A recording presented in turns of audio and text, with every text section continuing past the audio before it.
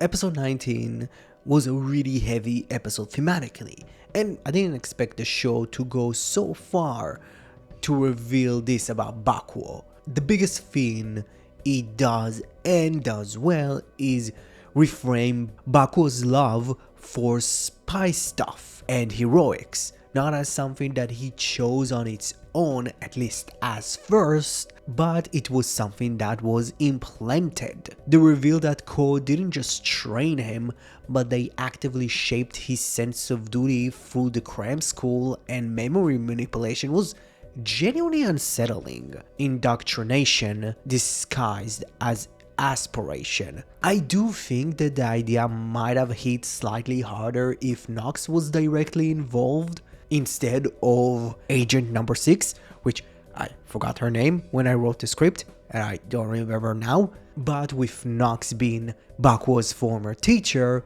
gives him a more personal weight that Rita doesn't really have yet. If the conversation had been between Bakuo and the person that originally shaped him, it could have landed with a much more of an emotional force, especially considering where Nox is currently standing ideologically. Still, this episode earns its core conflict.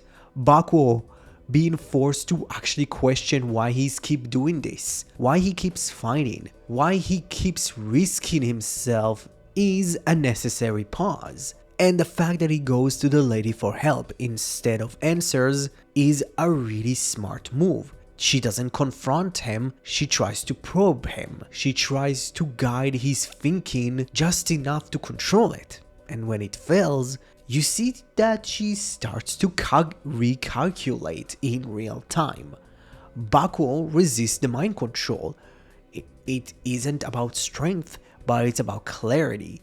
He doesn't suddenly reject his role, he reframes it. He chooses to keep fighting, and not because he was trained to. But there are people that are suffering right now, and that distinction matters. At the same time, Nem's arc quickly becomes more tragic. Her realization that the nightmares are born from her subconscious and the garden that the lady has is probably a mirror to her domain hits really hard. And Nem always existed to make people's dream happier, and now she's forced to confront the idea that she might also be the source of danger. Her near self-destructive moment isn't melodramatic, it's guilt finally surfacing, and Bakuo stopping her not with denial but with resonance, reinforce what separates him from the system around him.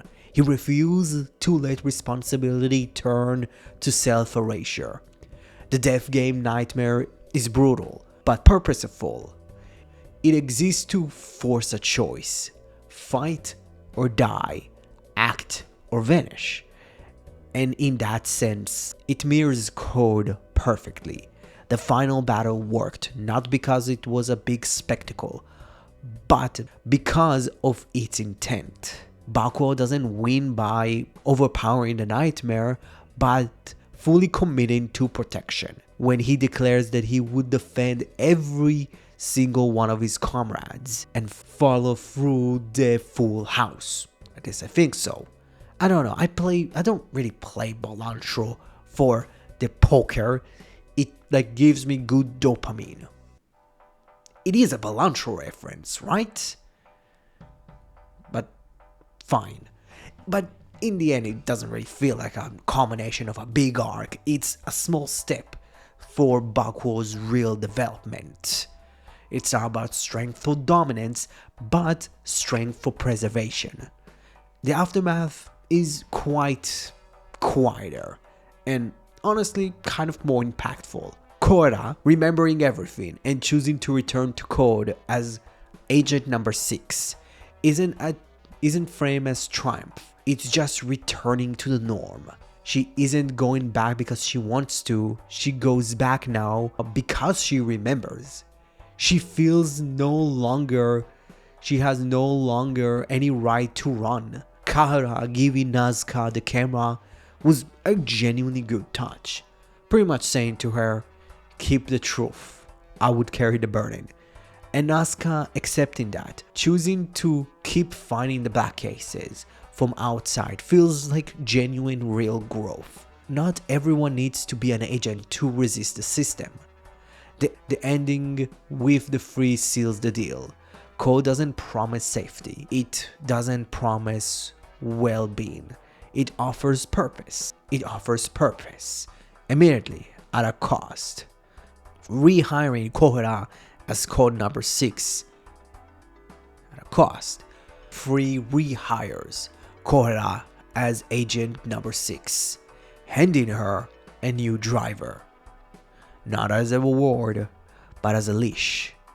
Episode 19 gives us clarity. Bakuo now knows that his ideal might not have been entirely his own, but he chooses to act on them anyway. Nem knows that she might be complicit and stays. Korra knows that she can't escape anymore and returns. This really was a really great episode, and this is what made this episode great. Episode 19 of Kamen ZEZTZ gets an A. So, what's your overall thoughts of episode 19 of Kamen ZEZTZ? Comment below, let me know. Thank you very much for watching this video. If you liked it, please smash that like button. If you want to help my channel even more, hey, help your subscribe button achieve its true goal of becoming a subscribed button by smashing that subscribed button. Thank you very much, and have a great rest of your day. Bye bye.